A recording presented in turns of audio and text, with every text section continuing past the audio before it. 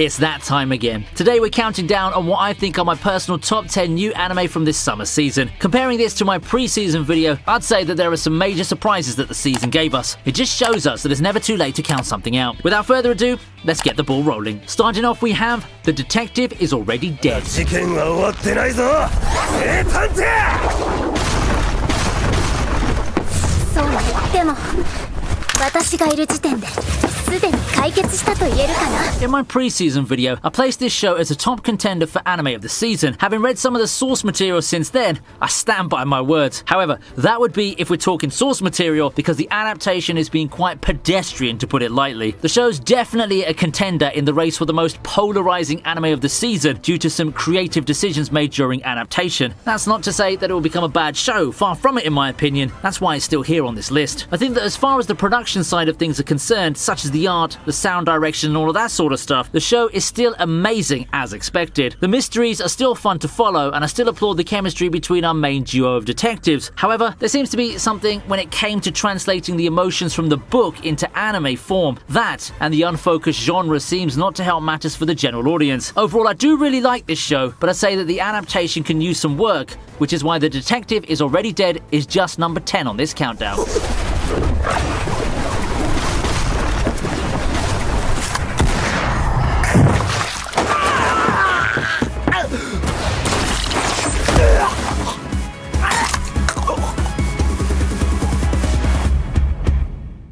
Up next is How a Realist Hero Rebuilt the Kingdom.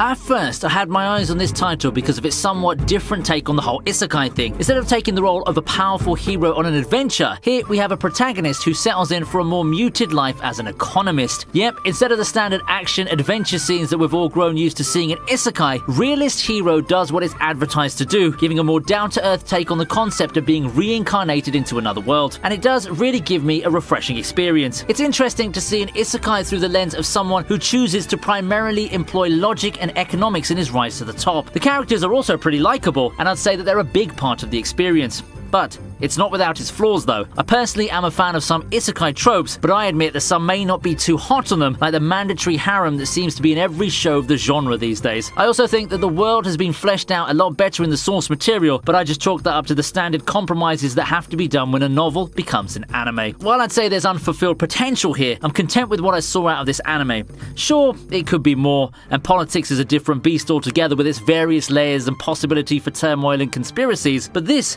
is a show that I have an overall positive outlook of.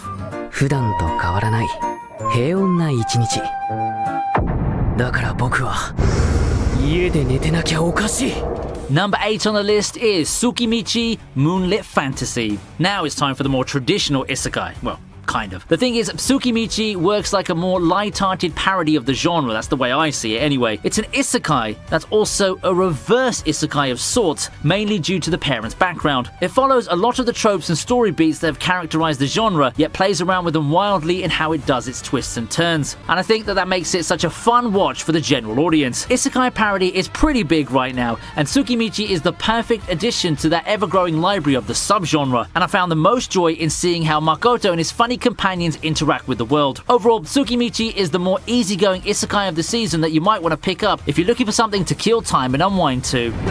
なんだこれで終わりだ。記憶の幻影の中、幸福に溺れて死んでもらおう。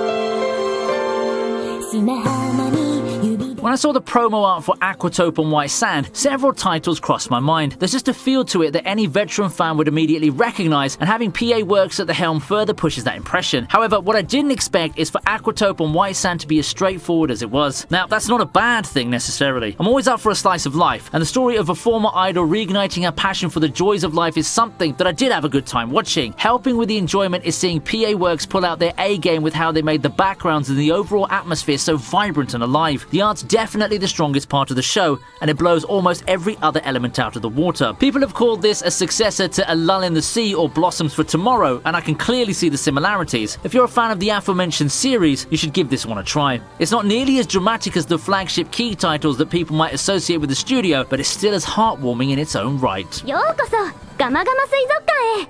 私ここの館長ミサキのククル。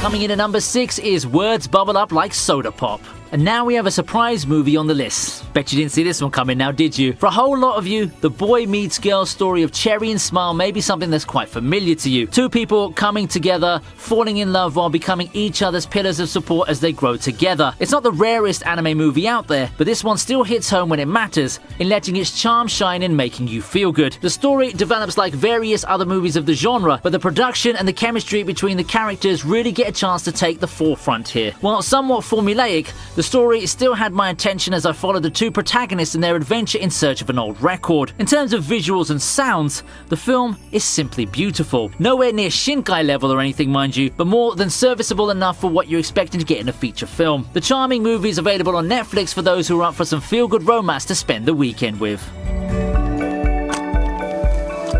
声。かいともチェリーくんの声。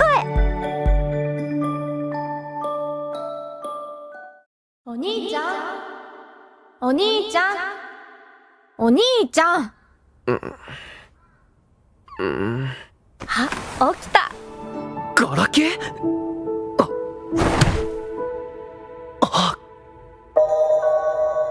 ？Remake Our Life is one of those shows that I was quite excited to watch. I always like the premise of going back in time to, well, remake my life and pursue the passions that I once had. The premise, the relatable setting of the gaming industry, and the art style caught my attention, and the healthy sprinkling of fan service in the early episodes is just up my alley. My biggest experience with a premise like this is with Re-Life, and I'd say that Remake Our Life provides a completely different tone and execution with a similar story. Overall, it really feels like a wish fulfillment story with a super adept and skilled main character. As they say, overpowered but placed in the context of a more realistic setting. I personally still find it a delight to watch, and the good points do click with me. I definitely recommend you try this one out.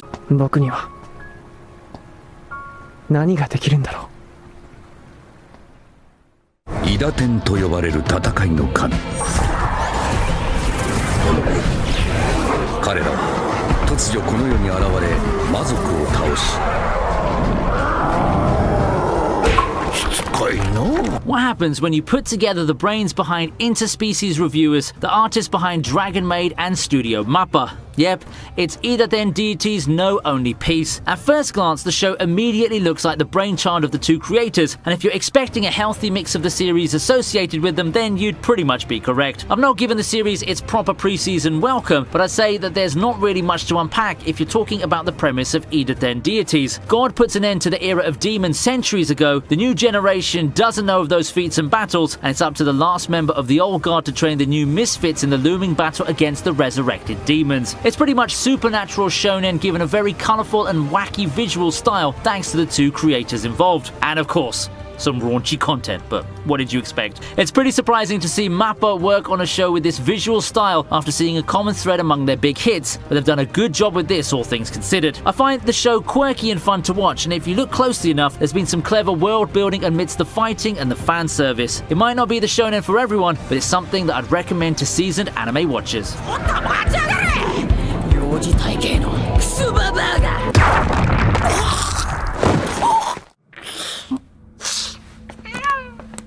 ー。ねえ、ここはユートピアなのかな？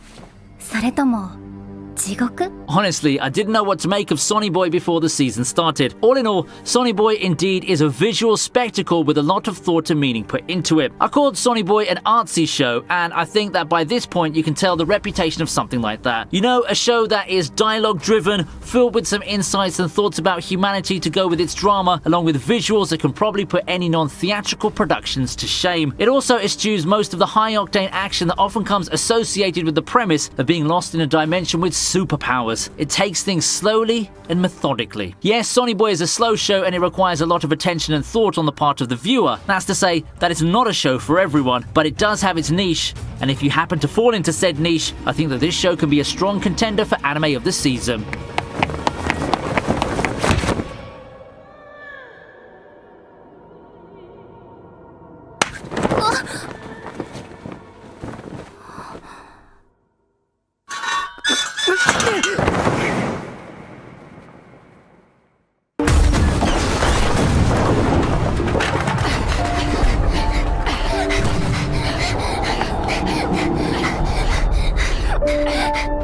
Talk about a surprise entry. It aired quite late into the season, but Fena, Pirate Princess, is quickly becoming the rising star of the summer 2021 season, surpassing all expectations as I can see. And no, the fact that I promoted it on this channel a few videos back is not a reason for me placing it as number 2 on the list. The show's legitimately good in a lot of ways, and it pretty much blew away all expectations I had when I started covering it. At first glance, it seems to be a typical adventure featuring a plucky girl on a quest for treasure. I mean, I felt that way too, until I actually watched the show and got enthralled by the adventure of self-discovery. It really does give some Yona of the Dawn vibes, and I'm sure that a lot of people have pointed that out. But to a lesser extent, I can see some of Snow White with red hair, and I really enjoyed that show as well. What I like about Fena is that I can immediately tell that the show is being given the love and care that it deserves during production. That much can be reflected in the visuals, the detailing, and the background music. For an anime original by Production IG, this is looking very promising, even though it hasn't had as many episodes as most of its seasonal peers. If you're up for an adventure story with some themes of family and self-discovery, Fena, Pirate Princess is definitely worth the watch.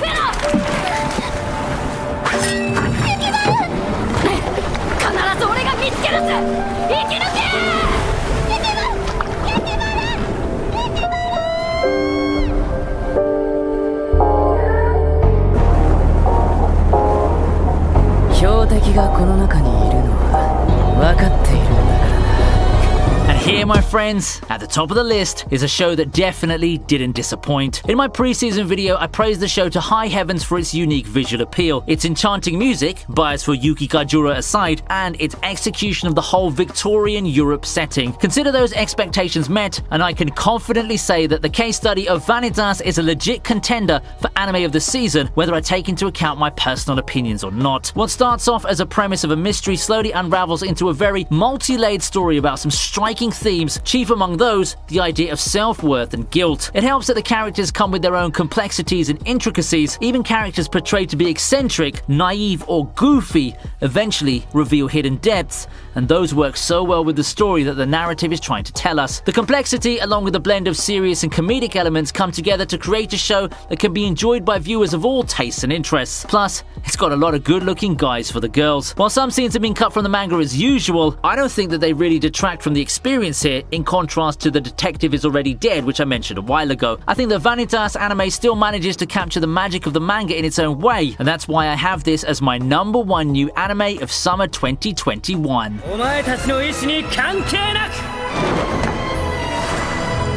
必ずバンピールを救ってやる How's your list looking then? Comment below and let me know. I'd love to have a chat with you about it. If you enjoyed the video, don't hesitate to like the video and subscribe to the channel so that you can be notified the next time I upload another video. You may also support the channel via Patreon or memberships, and each contribution will go a long way in allowing me to make even better videos or giving you a glimpse of my video making process. That's it for today. I hope you had fun watching, and I'll see you next time.